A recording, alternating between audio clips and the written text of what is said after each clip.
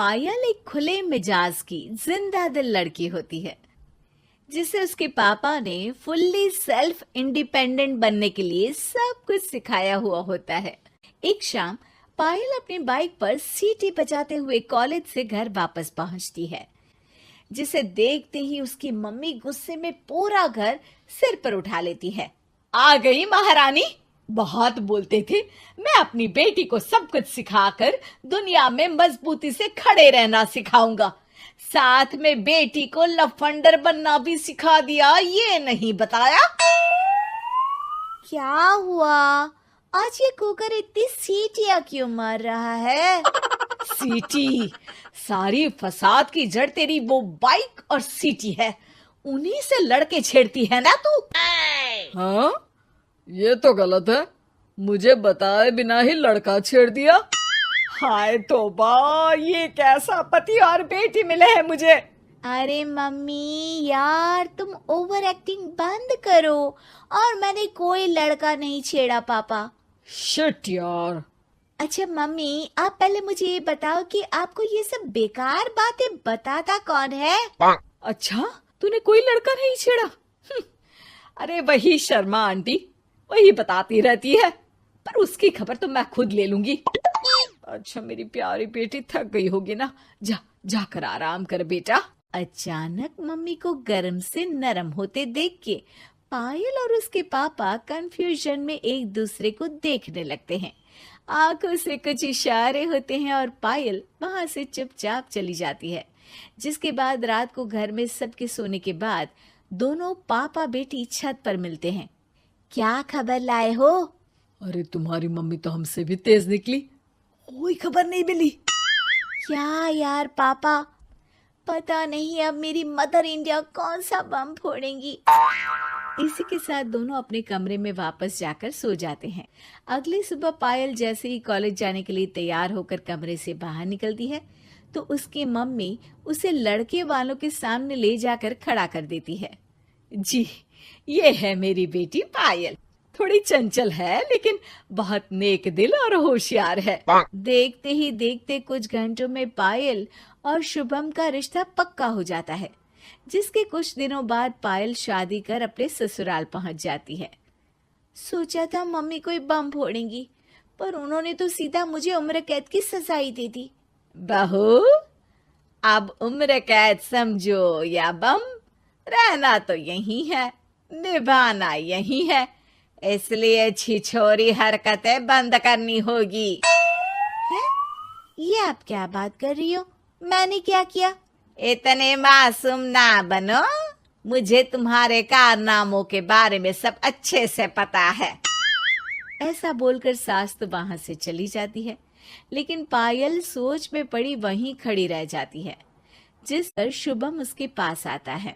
तुम मम्मी की बात का बुरा मत मानना, वो पड़ोस वाली आंटी ने उन्हें तुम्हारी बाइक चलाना, सीटियां बजाते हुए घूमना, बेधड़क सबसे बात करना वगैरह जैसी कुछ बातें बता दी है, जिसे सुनकर उन्हें गुस्सा आ गया है।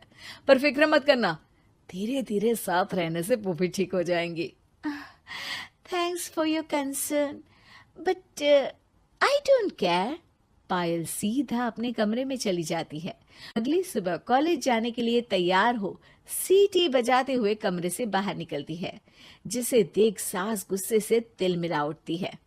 महारानी, शादी के अगले ही दिन ये हीरोइन बनकर कहाँ चल पड़ी? और ये लफंगों की तरह सीटियां बजाना बंद करो, ये हमारा घर है, कोई सड़क नहीं जहाँ तुम आवारागर्दी करती घूमो। मम्मी जी, सीटी बजाने और कंफर्टेबल कपड़े पहनने से लोग कब से आवारा बनने लगे? इसी के साथ सास बहू का युद्ध शुरू होने ही वाला होता है कि शुभम वहां पहुंच जाता है। माँ, उसका कॉलेज है इसलिए ऐसे तैयार हुई है। और पायल, तुम भी माँ को समझने की थोड़ी कोशिश करो ना प्लीज। सिचुएशन संभालकर शुभम और पायल घर से निकल जाते हैं। इसी तरह दिन बीतने लगते हैं, जिससे सास बहू की लड़ाइयों के बीच शुभम पिसता रहता है, लेकिन साथ ही वो दोनों एक दूसरे की आदतों को अपना भी लेती हैं। पर पायल का सीटी बजाना सास को आज भी नागवारा ही होता है। आसमान गिर जाएगा, धरती फट जाएगी, पर इसकी सीटी ना जी ना, कभी बंद नहीं होगी। अरे मम्मी जी, जब आप मेरे कुछ बोले बिना सीटी से ही समझ जाती हो कि मैं क्या बोल रही हूँ, फिर इसे बदलने की क्या जरूरत? यही तो हमारी यूनिकनेस है। पायल की बात से ज्यादा सहमत ना होते हुए भी सास हंस पड़ती है। उसी शाम पूरा परिवार घूमने जाने का प्लान बनाकर घर से निकल जाता है और उनके जाते ही घर में चोर घुस आते हैं और तभी वो सब भी दोबारा घर के अंदर आते हैं बाहर से। क्या यार पायल, एक शाम भी फोन के बिना नहीं रह सकती थी क्या? घर में ही तो फोन है, कहाँ चला जाता? अब जल्दी अंदर जाकर अपना फोन लाओ, मम्मी और मैं यहीं बाहर वेट करते हैं। ज्यादा बोल रहे हो, देखो अब और धीरे काम करूंगी। ऐसा बोलकर पायल घर के अंदर जाती है और बहुत देर तक बाहर निकल कर नहीं आती। अरे ये तो सच में जानबूझकर लेट करने लगी। चल कर देखते हैं ना। दोनों जैसे ही मेन डोर के नजदीक पहुंचते हैं, उन्हें पायल के सीटी बजाने की आवाज सुनाई देती है। हमें लेट करके खुद मजे से बैठी सीटियां बजा रही है।